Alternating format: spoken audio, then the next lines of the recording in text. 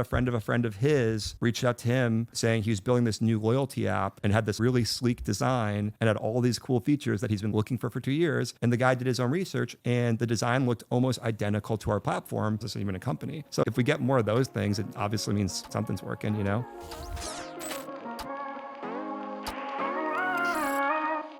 Matt Smolin is the founder and CEO at Hang, a radically new type of loyalty experience for e-commerce brands around the world. Since launching, Matt has raised more than $10 million in funding to fuel loyalty for brands like Bleacher Report, Asics, Madhappy, and many more. In this episode, we cover Matt's tactical advice for finding investors and raising capital, his own ups and downs while hacking on early iterations of Hang, and why he swapped LA for New York City as the future home of his company and why he'd never go back. Welcome back to episode 26 of the Turning Pro podcast. Today we have Matt Smolin, co-founder and CEO of Hang. Thanks for joining us today, Matt. Thanks, guys. Great to be here. Let's jump right into it. I just want to know your hot take on the loyalty industry and the membership loyalty model, because my perspective on it is that there's been so many players in the space, so many people trying to reinvent it, and I am not deep enough in it to really understand like what's right and what's wrong. And I know you spend every second of your day in it, so I think we should just jump right into it from there. We're doing it. All right. So, I think like... Maybe let me take a step back. Give everyone, for those listening, let them know what Hang is first. That would probably be helpful. That would be helpful. So we're Hang, we power the next generation of loyalty programs. We really think about this as honestly like more than loyalty, kind of the future of digital experience, especially now that so much of the B2C stack has actually migrated to the cloud. There's just like so much more that can be done, because before brands had very like disparate systems that couldn't play nicely together. And now you can actually create like an abstraction layer once you connect all of them and do some cool things on top of that. Loyalty is the area that we started with because it's just such a big problem today. So we'll definitely answer your question on what I think about the space, but I think like, before that, it's probably important to know that like, CAC is at an all-time high. It's basically doubled over the last couple of years. That was as a result of all of these things like changes to Facebook Pixel and, just iOS, and now with Google turning off cookies and all these other things, like it's just harder than ever. And loyalty was always thought to be a thing to increase lifetime value. And so all these brands now are thinking like, okay, in a world where CAC has risen so much, it's like kind of an existential risk to my business model, and I need to think about ways to increase LTV. And the truth is like, I think loyalty really rarely moves the needle. And so now when you actually have to think about, not only do I need to move the needle enough or just a little bit, but I actually have to move it enough to offset this increase in CAC. Like, what am I going to do? And so as a result, a lot of people have turned to loyalty more recently.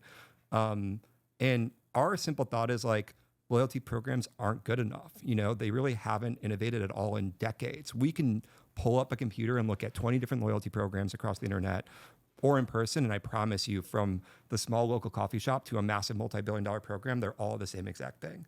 And so something really needs to change there. Like, people assume that I'm this like points nerd that just like has hacked every credit card and loyalty system. And I'm actually not that at all. I think loyalty programs are miserable. I don't use any of them. And we wanted to create a product that like would be incentivizing enough for anyone to use. Can I interject here? I want to hype Hang up for a second. So when we first started hanging out, I thought you guys were working with like small, tiny Shopify brands that no one had ever heard of. And when we were hanging out, we were walking around Soho. I was like, so who are you working with? And you name drop like $10 billion companies. You don't need to name them all now, but are there a couple that you're working with that you're really excited about? Yeah, so we like brands of all shapes and sizes. We've kind of built the software in a way that it can really be extensible across industry and shape and size of brand, which is pretty different when you think about most of these loyalty platforms out there are very specific to one ecosystem, whether it be like the restaurant world and Toast and Square or Shopify or something else. We were a part of like 4 large-scale loyalty RFPs last year. We won all 4 of them, and those are with big businesses. Some of those included like Ulta Beauty, who has 40 million users in loyalty, and Flipkart, who's like the Amazon of India. They have 400 million customers. But we like working with like awesome restaurant brands that might be 3 to 100 location chains, because they have like we can show a return in basically like a week because the frequency is so much higher. And we have gotten a lot deeper into the Shopify world as well, and like working with those brands too. I think like at some point we can talk about kind of how we're thinking about the future of shopping, because I think that's a very different model for loyalty than a higher frequency business like coffee. I want to know though, are there any loyalty programs that you participate in as a consumer? It's a good question. Represent, the clothing brand that you make fun of me for wearing all the time. Because you don't own clothing from anywhere else. Great loyalty program. Outside of them, I don't know. Do you? I actually couldn't even name one off the top of my head that I'm dialed in, like this is the one. And so to me, I'm so curious to just know like what are the main levers that you're using, and maybe I'm just not the target consumer, but I'd be curious to know like what are the main levers that are being used to get the person whose like loyalty programs are annoying, like if I get an email I delete it, if I get a notification I mute it, whatever. What are those levers that you're using to actually get that person who never thought about loyalty before to be like, oh, you know what, this is actually interesting, I want to participate more than I ever have? Yeah, so like you might belong to like an airline loyalty program if you have an airline that you use. That's what a lot of people do. Credit cards, it's like at the end of the day, some of these things, it's like I'm gonna spend the money on the credit card. It just automatically gives me points. Like sure, I'll use them, but it's not very active. I'd say like Starbucks is a massive, massive loyalty program, but my thought is that people just use it because they use the app for order ahead. It's like you order ahead from the app and then already you're getting points. But if order ahead wasn't there, would you actually use that app? And so I think like to your point, it's how do you actually drive people to this experience and what makes a difference? Yeah. You know what? I actually, now that you say that, an example of one that I do use, but it doesn't even register to me that I use it is like Chipotle. Yeah. Right? Like They have loyalty? Yeah, but it's because like I go to Chipotle, you can like scan your little code and it's like it'll give you free chips after a certain amount of purchases.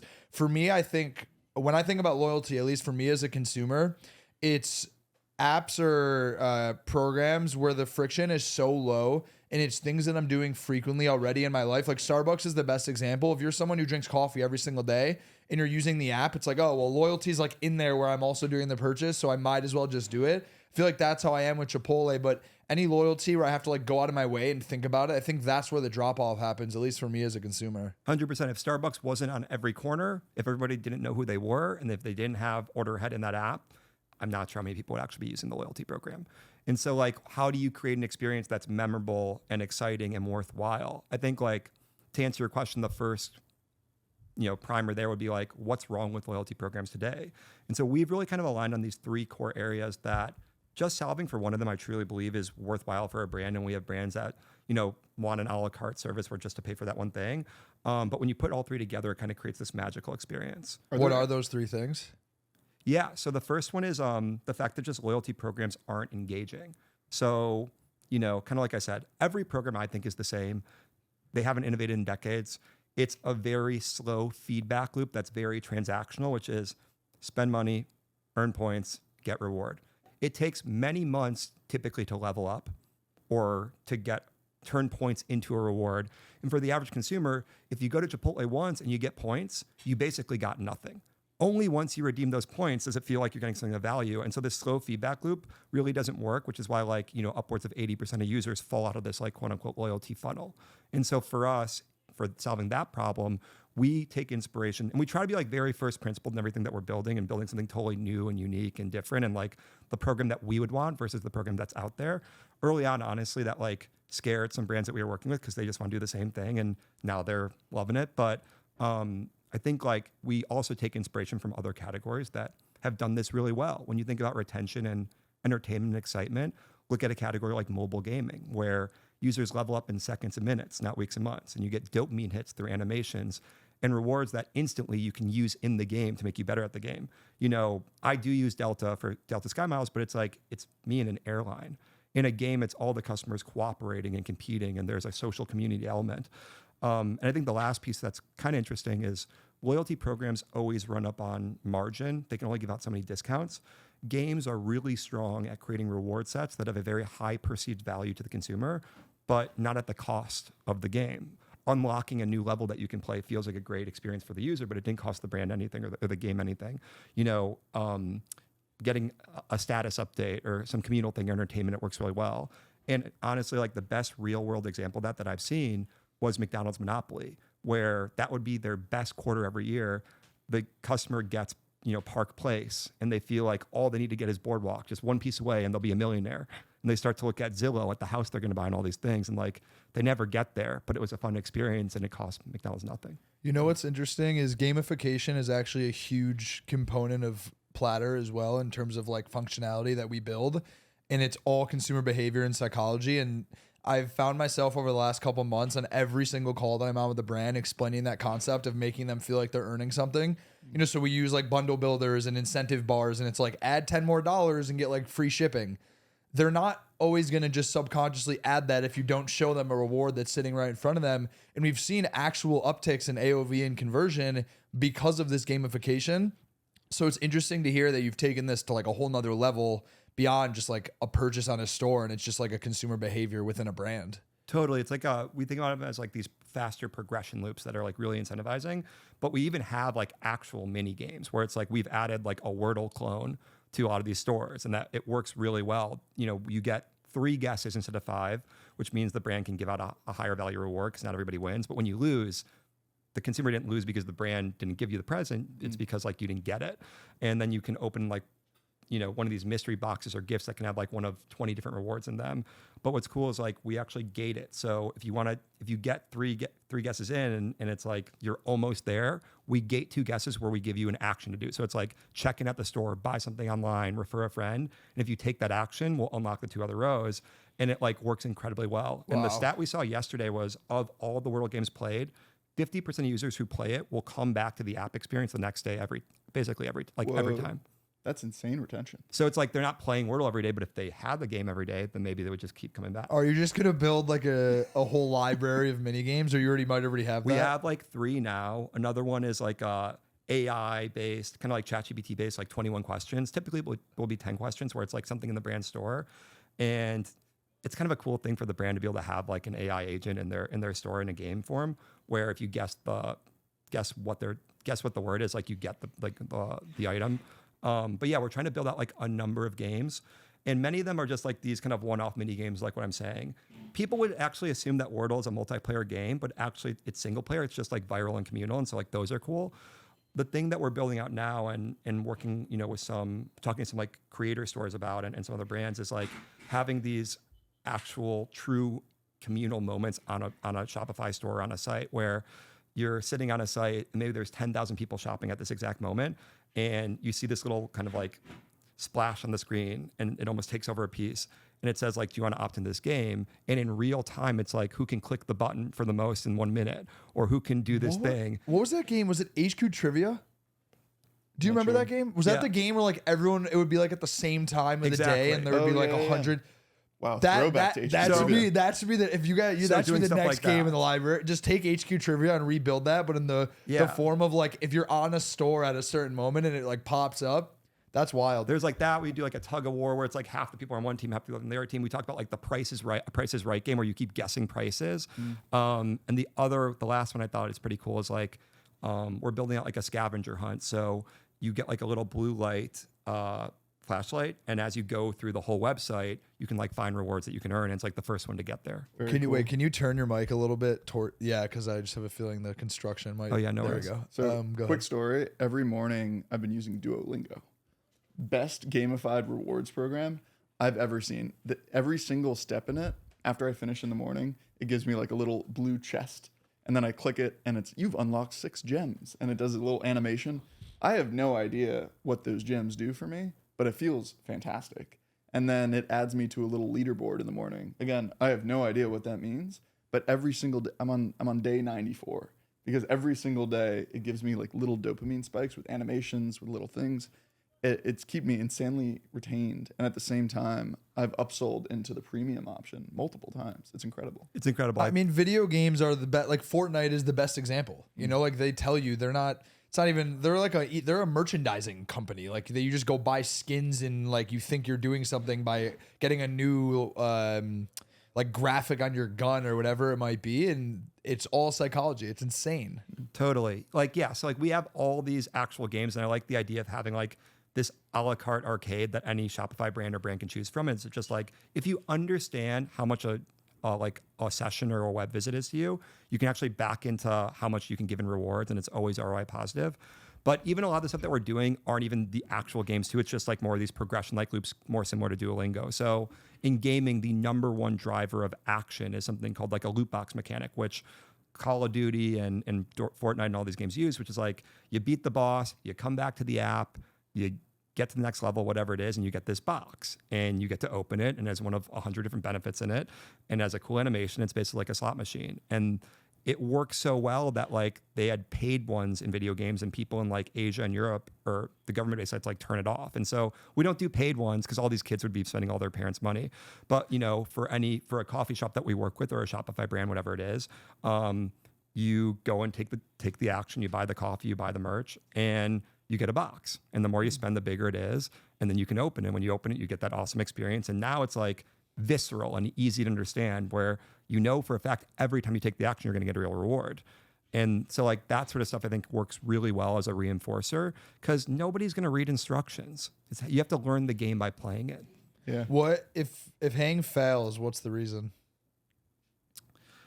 The existential risk to any business is just like being able to raise more money, and we have to move fast. And so like we're in a good spot there obviously now, but as long as we continue on our path, that should be fine. But I always think about that, just like the opportunity for us is so large.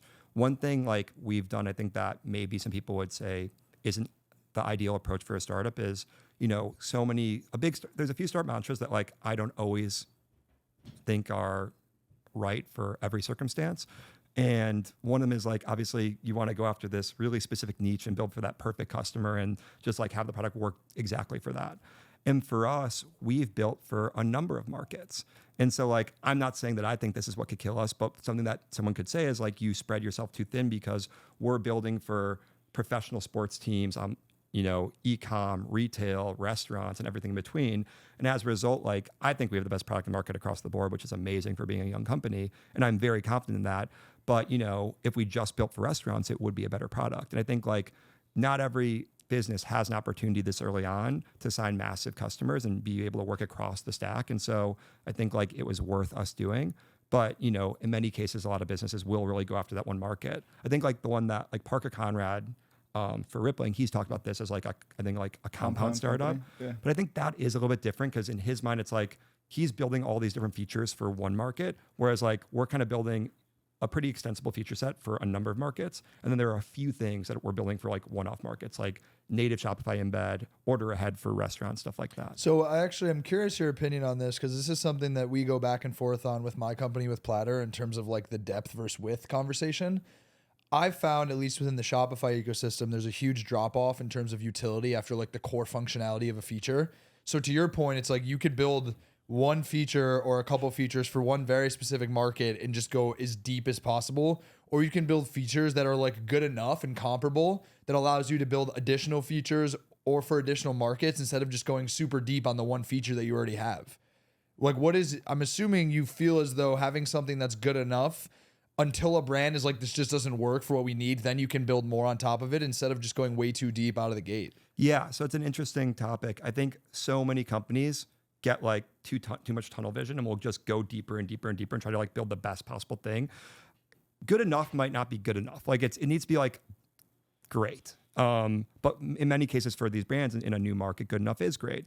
And so I think like, one thing that we found, we early on, we had pretty incredible success in regards to like the return on our programs. So the traditional way to look at loyalty return is, looking at a cohort of users in loyalty and comparing their spend against users who are not.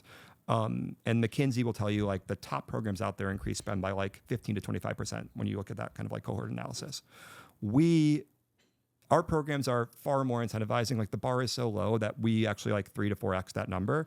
But we think that's actually a terrible way to look at loyalty, because really you're basically taking your best customers, the ones in loyalty, and putting them against your worst. And so it's like total selection bias, apples to oranges.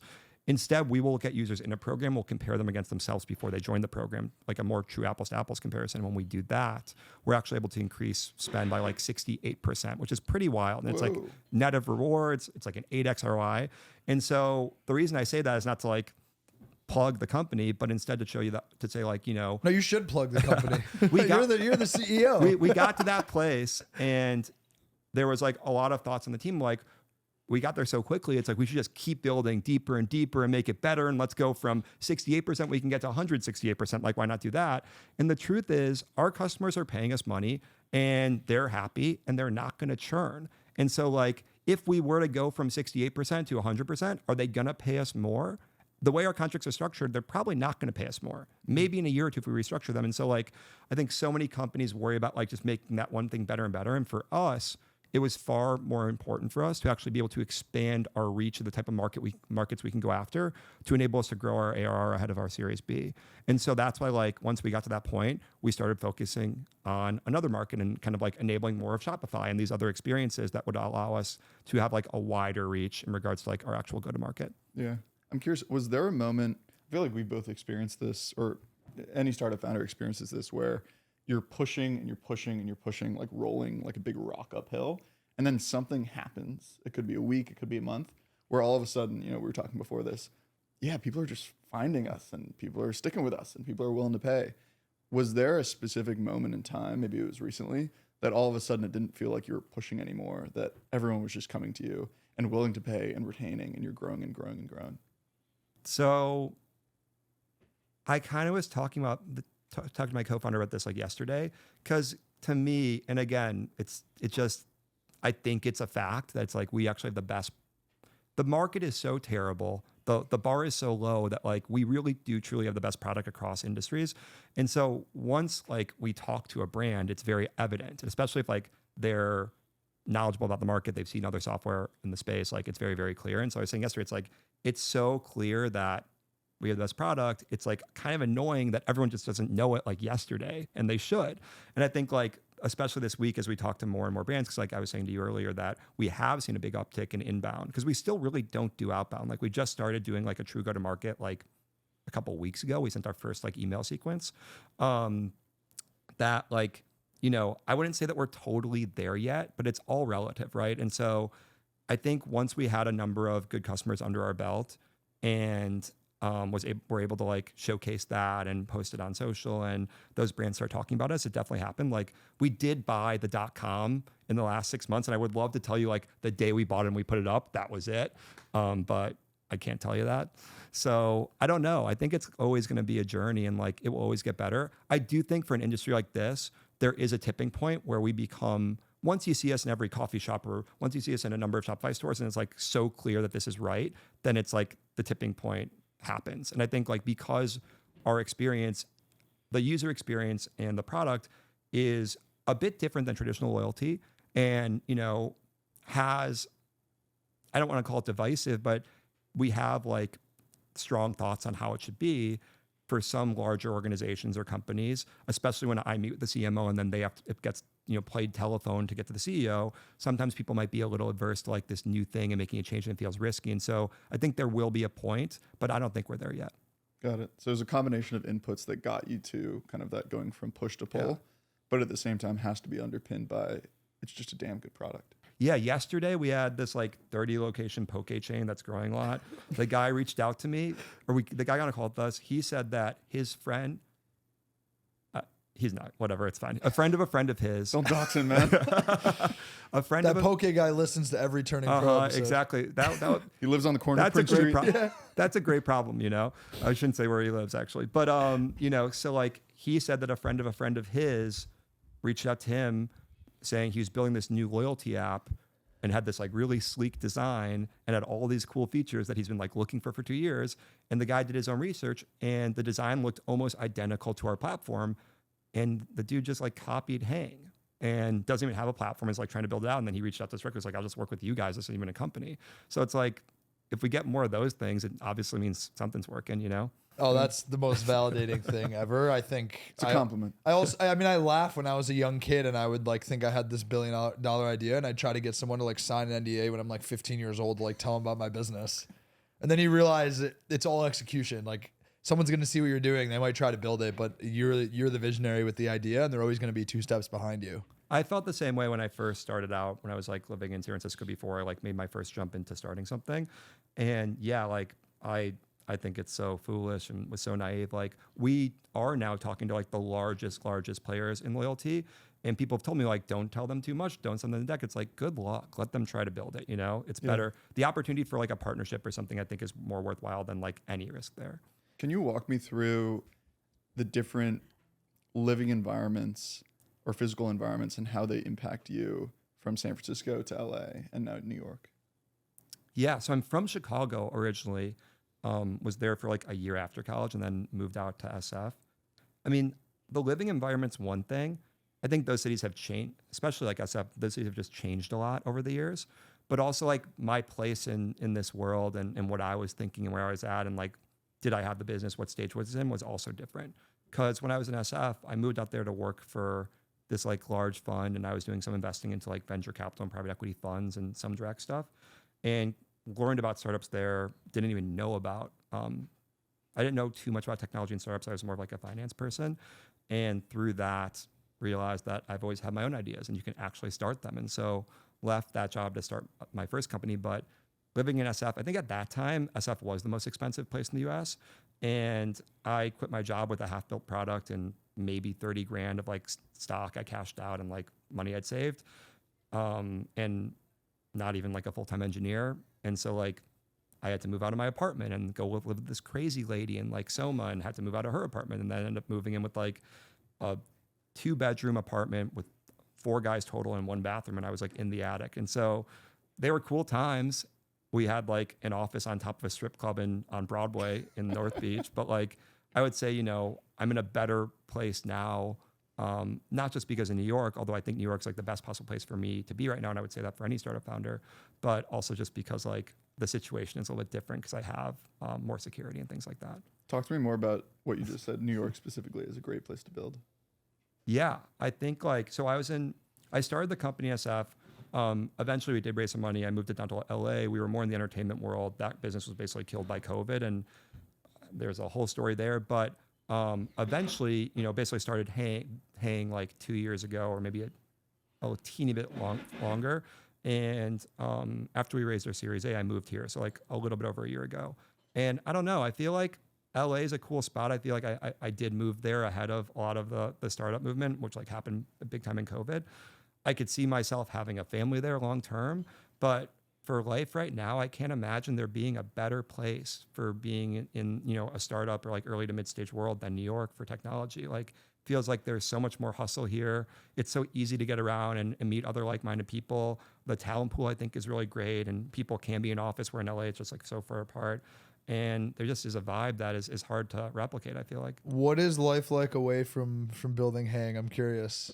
Like, what do you do away from work? What are your hobbies, or how do you spend any amount of time you are spending that isn't building? Yeah, so I don't try to make like this full like work-life balance for myself. I just like live a life. I could probably be better at that, but I also would say like maybe that's not the worst thing. I don't have like the most typical hobbies. Like, you know, on a weekly basis, I love to work out, try to get a good meal or two, meet up with friends, and just like constantly think about work. My favorite like one-off thing is, you know, I'm a big fan of live music and there are certain bands I'm just crazy about. So like I'll travel to see my favorite artists and those are probably like my favorite moments outside of like being with friends and other stuff like that. Who are your go-to artists? The band Fish is like my favorite band in the you're a world. Fish guy. I'm like a crazy Fish fan. You're one of those. They're by far my favorite. And I've seen them like, I just went to Mexico to see them and it was like my 90th show. Well, Your 90th. Can you describe like why they have such a cult following? Because I don't understand it. Well, if we're going to talk about loyalty, there's no more loyal fan base in the world than Fish. Like that's a fact. I know that to be true. I love like the Grateful Dead, this band Goose I like a lot, but like Fish is my favorite thing. And it's just like, it's a movement, you know, they've been around for a long time. I found them when I like graduated high school, but they've been around since like the 80s. They only have like 300,000 Instagram followers, maybe a few million Spotify followers, but they're a top 10 touring act over the last decade in like dollars because they just have the same group of some number of thousands of people that just like go wherever they are. And you know, Madison Square Garden, I would say, is the #1 concert venue in the world. New Year's Eve is the #1 night in the world for concerts. Taylor Swift doesn't get MSG on New Year's. Fish gets it every year.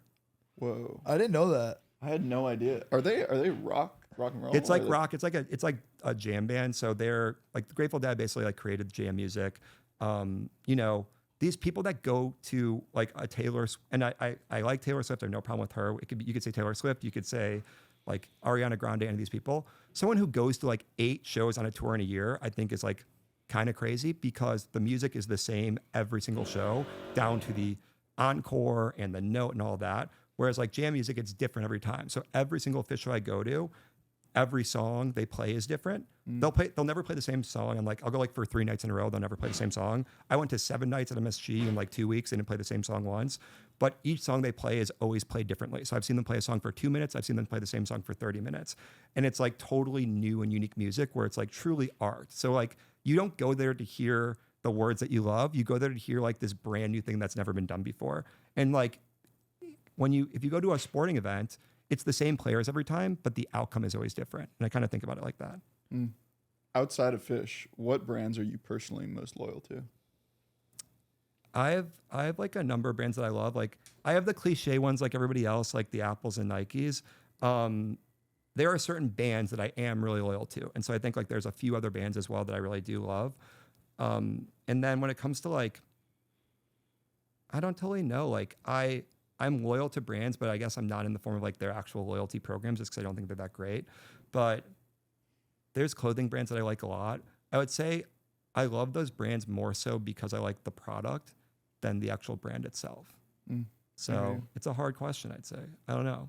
Are there any B2B SaaS companies that you're just so loyal to?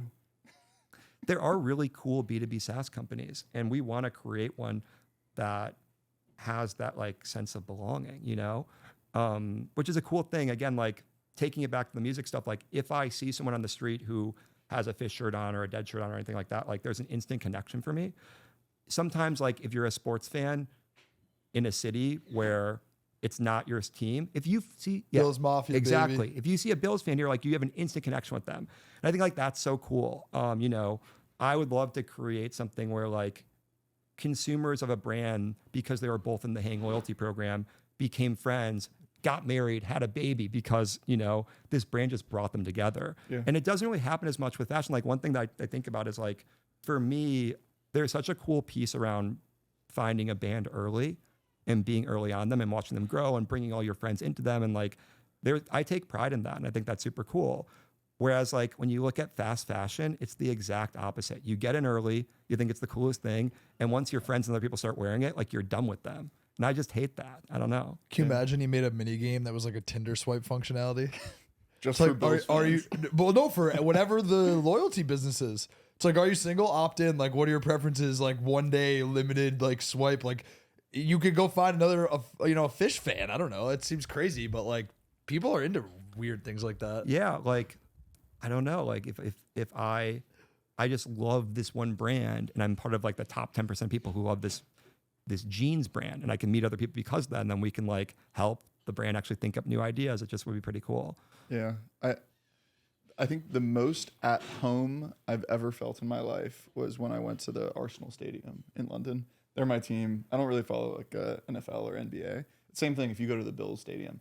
Everyone there you don't know, but you almost consider like an extension of your family, not just like a friend. You're like, we have gone through pain together. We've gone through excitement together. And I remember going, it felt like coming home. And I'd only been there once or twice, but it felt like I was around people that were my family in some weird way.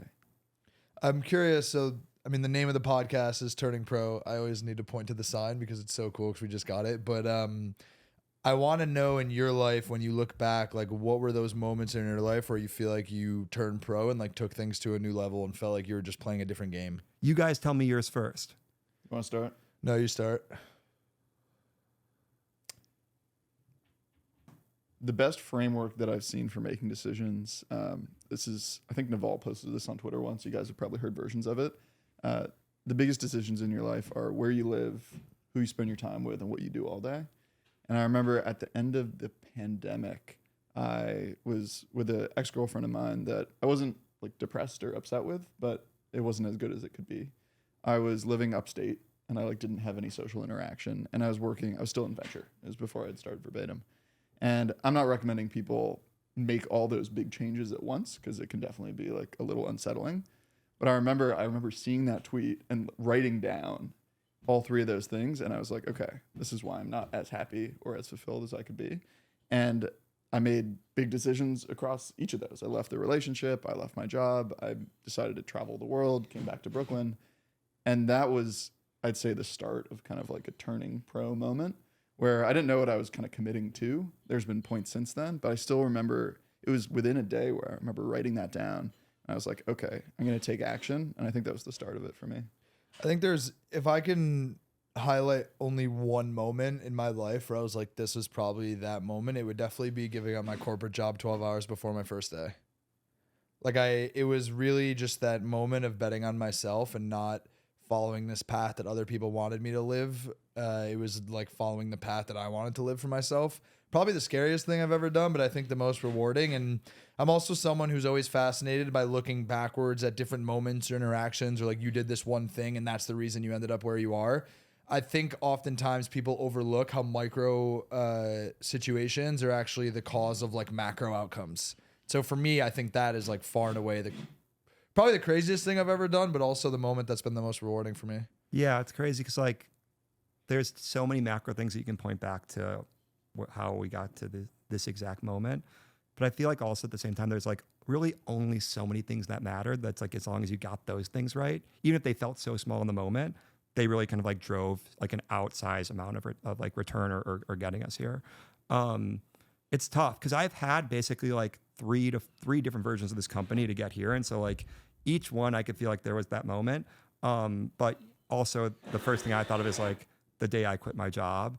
And like literally the next week I was just like getting things started. And I was like, it just, that weekend after quitting my job of like starting to really plan it out. I've been planning it for months, but just like now like rubber hits the road.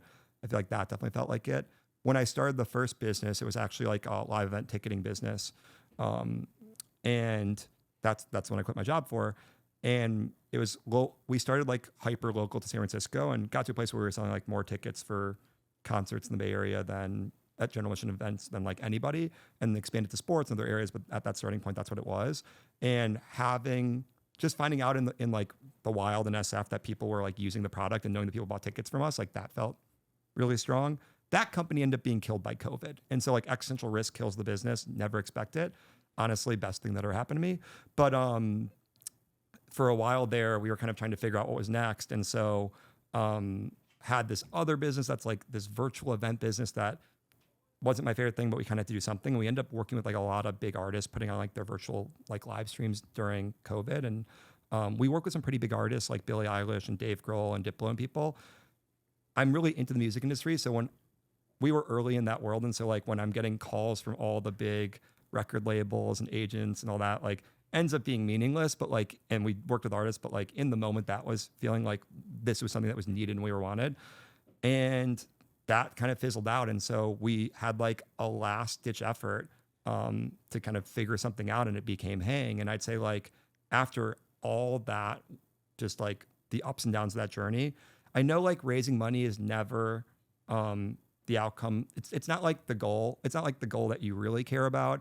It doesn't really mean too much, but it enables you to do the thing that you want. And so I think also raising our Series A, where we like raised a good amount of money to actually like build the real company.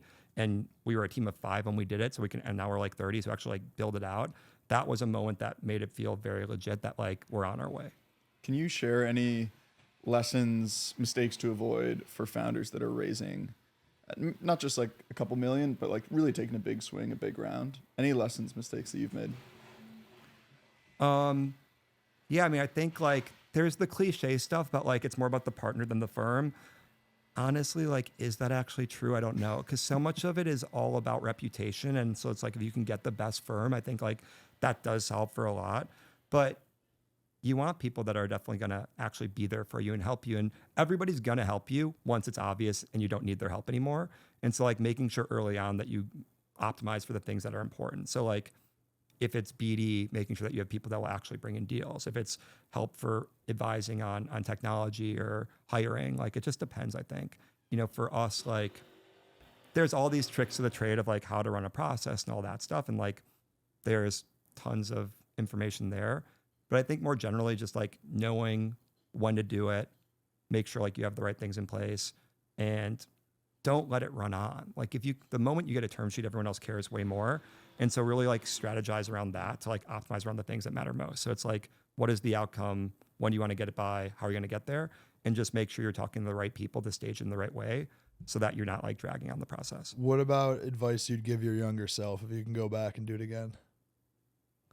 So I try to I'm definitely like a regretful person in a number of ways. I try to not be that regretful. And I think like with where we're at now, it all played out decently well to this moment. And obviously there's much more to be done. I think like we're all so lucky and that's like great, but we also put 100 other people in our shoes. I don't know if they would be here. I don't know. I feel like the advice I would give myself is don't index too much on other people's advice. I think like the naive self that I was would just like take anyone else's perspective over my own in many cases because like they had experience or they had this or they had that. And what I found over time is very few people know much about anything. And so like build the thing that you want to build the way that you want to do it. And obviously like identify the people whose advice really does matter, which to whoever's listening might not be me, you know? And I also think like there's a few other things. I think like a lot of companies index on hiring for experience. This kind of goes out that point. Hiring for experience over ability. And if you look at all companies, especially like mid-stage to large tech companies and brands and stuff like that, like there are so many people in middle management or upper management who like work their way up and have been there for a while, but like, are they actually the best person for the job? And so many people get roles because of that experience that they had at the last company. And how did they get to where they are? Maybe they just listened to the rules and did exactly what their boss wanted. And I think like for us, we really try to index on ability and potential over experience, which like maybe is risky, but I don't think that it is because really at the end of the day, as a Series A company or a seed company, like you only have so much money. And so the best people out there are going to be too expensive. And if you're able to hire somebody that's like 23 to 27, that is amazing, then like you just can, it's like Moneyball. You get so much more value. And the best people in those ages, like by the time they're in their mid 30s, I wouldn't be able to hire them because one, they'll be a founder of their own company, or two, they'll just be killing and be way too expensive. And so if you can actually make that investment early and figure it out, it can pay so many dividends. And like the analogy I use is so many NFL teams will make it to the Super Bowl or win the Super Bowl on like a rookie quarterback contract because they then can use that money to distribute to like other players. And I kind of think about that sort of stuff. My other question, because you made a comment about it, is what is your biggest regret? Because you said you are a regretful person. Generally. I'm just a generally regretful person, and like got a few. I overthink things. Give us your biggest regret. There's not one that's sitting in my mind, but I just overthink a lot of things, and I think I'm like a pretty, I'm a thoughtful person, and just like, you know, sometimes overthinking things is great, and it just like gets you to the place that you need to be, and it's like being super introspective about all that stuff, but sometimes it just doesn't matter. And so I don't have like this one thing that I really do regret. But yeah, I don't know. I'll think on it. Maybe I'll come back to it. As the kind of current iteration of Hang has grown over the past couple of years, especially where it is now, where you're getting all this demand, you're working with incredible brands, you're hiring really talented people. How have you changed or evolved as a leader specifically? Changed how you carry yourself? Yeah. So like, I would say I wasn't the best when we were smaller. Maybe I wasn't the best leader, and there was a number of things that was going on where it's like the first business gets killed by COVID.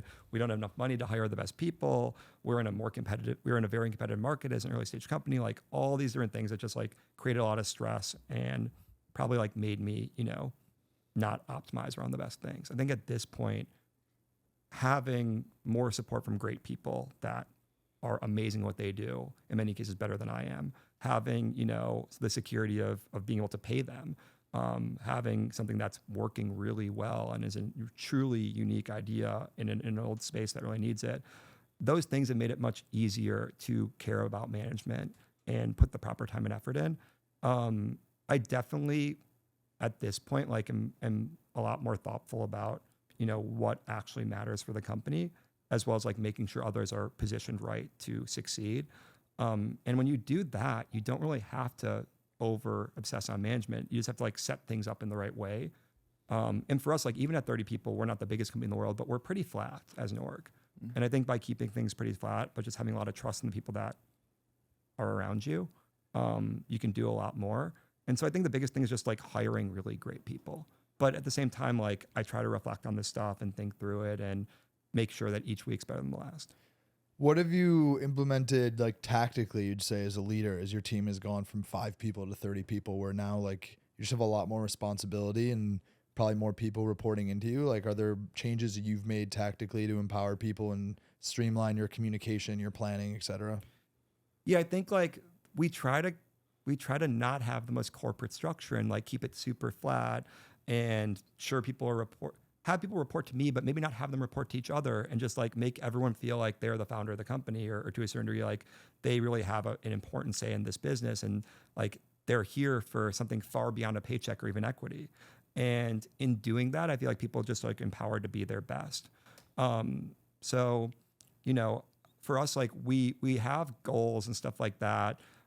We aren't doing like crazy planning around like all the things that you'd see at a lot of companies. At the end of the day, it's like, if you can just pick the few things that are really going to matter for this business, and you can make sure that you're always driving them forward, then you're going to be in a good spot. And so and I guess this answers both questions. Like we've tried to like drown out all the noise and not care about too many things, but just focus on like these very core things. And as long as everyone is kind of pushing towards those, then things can work really well. I would say like we're more remote than we are not. Like we only have like 6 or 8 people in the office. It's always going to be harder. Like you want to make sure people are incentivized for the right reasons, and that there's like an intrinsic value to the work, and that they're going to, you don't have to be worried, are they working, are they caring? And I think like any company that works remotely, that's just more hard, or that's just more difficult. Yeah. I think the one lesson I've learned when we're talking about culture and how to build a team and how to manage a team is that momentum solves a lot of problems, especially when it comes to like identifying and retaining top talent. If you're growing like crazy and working with great logos, it usually solves a lot. Yeah. So I'm like, that is very true. You disagree? Give me your hot take. No. I really do agree. I should be more like, I wasn't thinking of that, because that's so true. That does make life a lot easier. And early on in our journey, like it was so obvious what we were going to be building, but it was taking a while to build it because we want to build it right. And it early on takes a while to onboard brands. And our engineering team was like building for so long that they were saying like, some of them were getting not disgruntled, but they were getting a little concerned because there weren't we maybe had a brand logo or a deal in place, but there weren't actual users. And I had to like reassure them a lot of times that don't worry, we're building something great. People will use it. Once they start using it, you'll see, and you won't be worried. So just like keep powering through. But that was definitely a point of contention. And I think like now maybe I'm just blind to it, but it's like because we don't have that as a problem, it's just people are more excited and stuff like that. But it does, it's always that concern where it's like, well, when something does go wrong, how are you going to solve for it? And so still trying to stay ahead of that sort of stuff. But I couldn't agree more. I don't have any other questions. This has been awesome. I don't know if you have any other final questions. That's all I got. Man, thank you for coming on. Can you speak to that camera? Tell people where to find you and Hang. Yeah. Thanks again, guys. This has been awesome.